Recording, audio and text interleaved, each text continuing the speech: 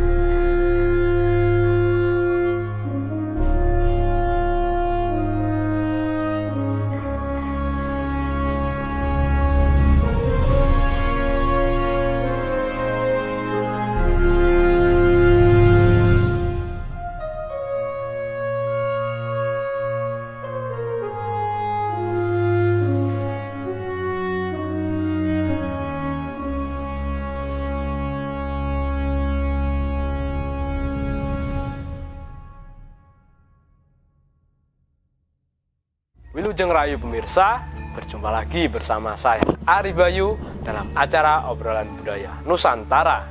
Nah, di pertemuan kali ini kita masih ditemani oleh Mas Gurit dan akan membahas tentang lakon, cerita maupun tokoh-tokoh yang ada di dalam pewayangan, khususnya wayang kulit Jawa. Pemirsa pasti penasaran, kali ini kita mau membahas tentang apa? Langsung saja kita tanyakan ke Mas Gurit. Selamat malam Mas Gurit. Selamat malam Mas Bayu. Setelah kemarin kita telah membahas tentang Wahyu Makutoromo. Ya. Nah, untuk kali ini Mas, apakah masih ada lakon Wahyu yang didapatkan oleh Raden Arjuna? Oh iya Mas Bayu, menyambung kemarin salah satu lakon Wahyu yang telah kita bahas yaitu lakon Wahyu Makutoromo, di mana yang mendapatkan Wahyu Makutoromo tersebut adalah Arjuna.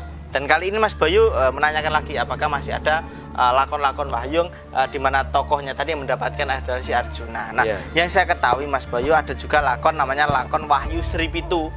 Wahyu Sri Pitu tadi yang saya ketahui yang juga mendapatkan adalah si Arjuna. Nah, kali ini kita membahas tentang lakon Wahyu Sri Pitu tadi Mas Bayu. Yang saya ketahui balungan lakonnya atau urutan lakonnya di mana bermula ketika Prabu Kresna pada saat itu di negara Ndorowati tadi kedatangan tamunya yaitu kakaknya sendiri yaitu Prabu Baladewa. Nah, di situ diceritakan Prabu Baladewa tadi datang ke negara Ndorowati tadi karena dia bermimpi bahwasanya dia melihat sebuah purnama pitu yang jatuh di arah barat. Purnama 7 yang jatuhnya tadi di arah barat. Nah, Prabu Kresna pada saat itu mengatakan bahwasanya para Jawata pada saat itu akan menurunkan wahyu, akan tetapi wahyu tersebut belum diketahui jatuhnya atau turunnya nanti di mana belum diketahui, tempatnya belum diketahui. Nah, Prabu Baladewa karena penasaran mengatakan bahwasanya dia ingin menyatakan apakah benar mimpi yang ada, firasat yang ada di dalam mimpinya tadi tentang 7 purnama yang jatuh itu tadi Mas Bayu ke arah barat. Nah, terus bagaimana jawaban dari Prabu Kresna saat itu? Nah, Prabu Kresna mengatakan bahwasanya dia tidak setuju karena wahyu tersebut bukan bagian atau milik si Prabu Baladewa, itu jatahe oleh si Prabu Baladewa, karena menurut Kresna wahyu tersebut adalah jatah dari Arjuna yang hanya bisa mendapatkan adalah si Arjuna. Nah, padahal pada saat itu Arjuna tadi sedang hilang dari negara Amarta, pergi dari negara Amarta. Nah, di situ Prabu Baladewa dan Kresna memutuskan untuk datang ke negara Amarta untuk menemui si Arjuna, mencari si Arjuna. Bisa dikatakan seperti itu Mas Bayu. Oh, jadi begitu ya Mas, kedua raja tadi bersama-sama menuju negara Amarta untuk mencari Arjuna. Ya, seperti itu Mas Bayu. Akhirnya mereka berdua tadi, Prabu Baladewa dan Kresna, berangkat menuju negara Amarta. Sedangkan di negara Bikungkungpura, di situ rajanya bernama Prabu Dosobahu. Dosobahu tadi merupakan seorang raja yang di situ dituliskan sejak zaman Prabu Abhyasa menjadi raja di negara Astina. Jadi umurnya panjang banget. Nah, pada saat itu Dosobahu tadi memiliki anak bernama Raden Begosuro. Diceritakan Begosuro tadi ceritakan ingin mendapatkan wahyu, ingin mendapatkan wahyu di negara Ayodhya pada saat itu. Lalu bagaimana respon Dasabahu Mas mendengar keinginan anaknya tadi? Nah, ayahnya tadi, si Dasabahu tadi mengatakan kepada anaknya bahwasanya dia tidak memberikan izin karena dia mengetahui bahwasanya wahyu tersebut adalah bukan milik Bikosuro tapi bagiannya para Pandawa. Namun karena si keinginan Bikosuro tadi tidak bisa terbendung atau dihalang-halangi, maka sang Raja Dasabahu tadi mengutus kepada salah satu abdinya bernama Senopati Patih Pulontani. Patih Pulontani tadi atau Begawan Pulontani tadi untuk pergi ke negara Ayodhya mencari wahyu tersebut. Sedangkan si Bikosuro tadi diutus untuk pergi ke tanah Jawa ngadang wahyu ini tersebut, Mas Bayu. Nah, akhirnya mereka berjalan sesuai tugasnya. Di hutan Tunggul, di situ Arjuna sedang bersama para punakawan. Nah, salah satunya Semar mengatakan kepada Arjuna bahwasanya Arjuna tadi diminta untuk mencari wahyu yang berada di negara Ayodhya. Nah, tiba-tiba pada saat juga datang Bathara Kamajaya menemui Arjuna, mengatakan bahwasanya Arjuna harus segera datang ke Kedaton negara Ayodhya karena di situ dia akan diberikan sebuah anugerah. Nah, akhirnya si Arjuna tadi berangkat menuju negara Ayodhya bersama para punakawan. Sedangkan di negara Ayodhya, di situ rajanya tadi bernama Prabu Romo Keling beserta adiknya bernama Prabu Romo Sakru atau Romo Bodro, ada yang mengatakan seperti itu. Nah, pada saat kedua raja tadi menerima kedatangan raja negara Singgelo yaitu Prabu Bisawarna dan juga si Anoman datang ke negara Ayodhya. Nah, di situ Prabu Bisawarna tadi mengatakan kepada kedua raja negara Ayodhya tadi bahwasanya kedua raja tersebut ternyata ada seorang raja yang diberikan kewajiban. Tadi si Prabu Romo Keling dan Romo Bodro tadi diberi kewajiban menjaga wahyu, sebuah wahyu yang diminta untuk berhati-hati. Jadi si Bisawarna tadi meling agar kedua raja tadi berhati-hati karena banyak sekali yang menginginkan wahyu yang terdapat di negara Ayodhya tersebut. Nah, tiba-tiba datanglah si utusannya Prabu Dasabahu yaitu Begawan Pulontani. Jadi datang menghadap kedua raja tadi ingin meminta wahyu pitu tersebut, Mas Bayu. Nah, terus bagaimana respon dari kedua raja tadi, Mas? Nah, di situ yang tidak suka adalah si Anoman. Karena Anoman juga seorang begawan, dia mengetahui bahwasanya tidak mungkin wahyu Sri Pitu tadi untuk si raksasa tadi. Nah, dia tidak suka lalu menyeret si Begawan Pulontani. Terjadilah peperangan di antara mereka berdua. Nah, Begawan Pulontani tadi dijadikan tewas di tangan si Anoman seperti itu. Nah, setelah itu diceritakan masih perjalanan si Arjuna. Nah, di Kaputren negara Ayodhya pada saat itu ternyata wahyu pitu tadi adalah berwujud seorang bidadari. Seorang bidadari, pertama 7 bidadari. Wahyu pitu tadi berwujud bidadari yang berjumlah 7. Yang pertama namanya Dewi Sri Lahkasmita, yang kedua adalah Dewi Sri Wahni, yang ketiga Dewi Sri Danarti, dan juga ada Dewi Sri Yuwati, ada Dewi Sri Huni, ada juga Dewi Sri Aswarani, dan juga ada namanya Dewi Sri Widayat. Jadi wahyu kali ini berjumlah 7 berwujud bidadari. Jika Makutharomo tadi di Makutharomo kemarin wahyunya tadi berwujud ajaran, kali ini berwujud bidadari. Nah, diceritakan Arjuna tadi tiba-tiba datang ke Kaputren tadi beserta para punakawan. Arjuna tadi menemui 7 bidadari tadi, mengatakan bahwasanya Arjuna meminta ke-7 bidadari tadi agar bisa menyatu ke dalam ragane si Arjuna. Nah, ke-7 bidadari tersebut sanggup bersedia, akan tetapi Arjuna harus memberikan rasa jati terlebih dahulu kepada ke-7 bidadari. Mungkin sepengetahuan saja atau pengiraan saya saja, rasa yang dimaksudkan rasa jati itu tadi adalah sebuah kepuasan. Sebuah kepuasan karena Arjuna tadi memiliki gelar lananging jagat. Dia adalah salah satu laki-laki yang sangat terkenal, ketampanannya juga kesaktiannya. Maka di situ mungkin banyak sekali para wanita yang menginginkan bisa ditiduri oleh si Arjuna.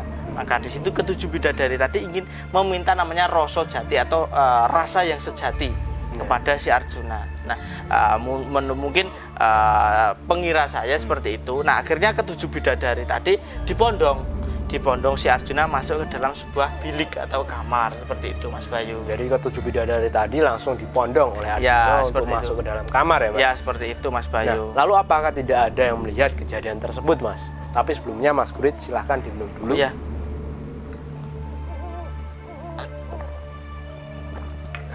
gimana Mas? Apakah saat itu tidak ada yang melihat? Nah, di situ ceritakan sang Raja Prabu Rama Keling dan Rama Bodro itu tadi mengetahui kejadian tersebut, dia sangatlah marah.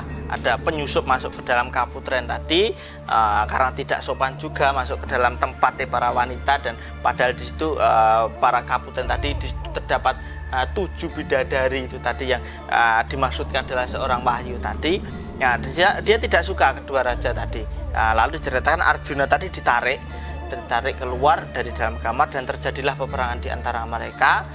Si sang raja, kedua raja tadi melawan Arjuna, dan diceritakan Arjuna mengeluarkan senjata Sarotama hingga mengenai kedua raja tersebut, Rama Keling dan Rama Bodro tadi. Akhirnya kedua raja tadi akhirnya tewas.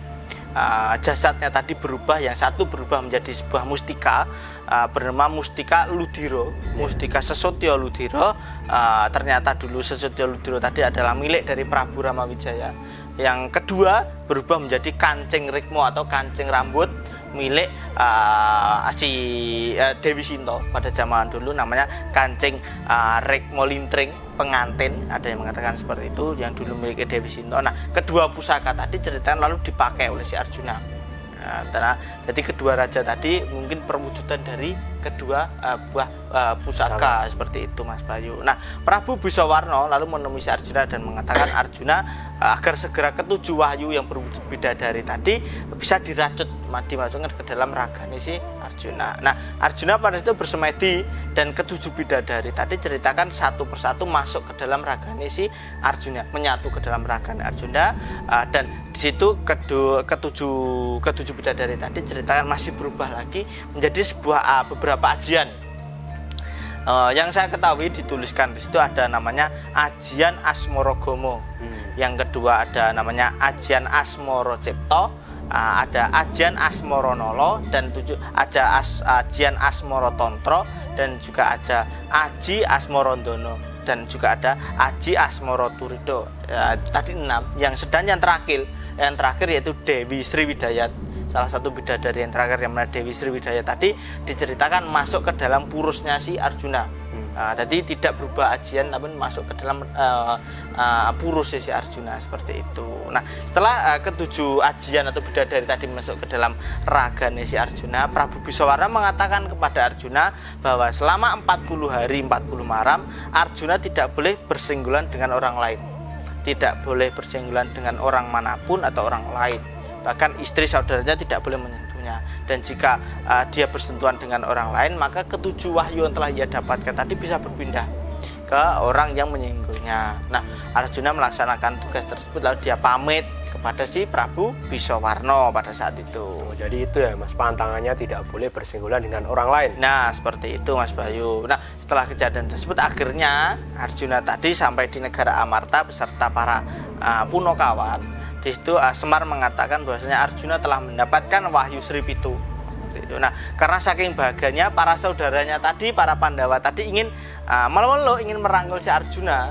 Akan tetapi karena Arjuna mendengar pantangan tidak ada boleh yang menyinggungin tadi, dia malah berlari, ketakutan karena takut wahyunya tadi bisa berpindah. Arjuna berlari, saudaranya tadi terus mengejar. Nah, Bathara Guru mengetahui bahwasanya Arjuna sedang dikejar oleh saudaranya tadi, lalu mengutus si Bathara Narada beserta Bathara Candra atau Bathara Ningwulan untuk bisa memajukan tanggal dan waktu. Jadi yang semestinya biasanya tanggal 28, lalu harinya tadi dipercepat, dijoni bulan dipercepat hingga sampai ke tanggal cukup 40 hari, dan diceritakan Arjuna tadi telah cukup. Waktunya melaksanakan pantangan tadi telah cukup ya, yang diperintahkan oleh Prabu Bisawarna tadi. Nah, di situ akhirnya para saudara-saudaranya tadi telah bebas merangkul si Arjuna, karena Arjuna telah memenuhi syarat 40 hari tadi, karena dibantu oleh Bathara Guru waktunya tadi dipercepat. Seperti itu Mas Bayu. Nah, mungkin itu dulu Mas Bayu yang bisa saya sampaikan untuk pertemuan kali ini. Salah satu lakon yang menceritakan tentang lakon Wahyu Sri Pitu, di mana kali ini mengetahui bahwasanya wahyu tersebut berwujud bidadari, ya, ketujuh bidadari, dan ketujuh bidadari berubah menjadi beberapa ajian dan masuk ke dalam ragane si Arjuna seperti itu. Terima kasih ya Mas Grit. Sama-sama. Tadi nanti bisa dilanjut cerita di episode selanjutnya. Ya Mas Bayu. Nah, itu tadi pemirsa cerita yang kita bahas kali ini tentang lakon Wahyu Sri Pitu. di mana kita mengetahui wujud wahyu tersebut adalah ketujuh bidadari dan kemudian berubah menjadi beberapa ajian dan menyatu ke dalam raga Raden Arjuna. Mudah-mudahan cerita yang kita bahas kali ini bisa menambah wawasan dan pengetahuan kita semuanya tentang pewayangan, khususnya wayang kulit Jawa. Dan apabila ada salah-salah kata, kami mohon maaf. Tetap ikuti video kami selanjutnya hanya di Salam Budaya Nusantara.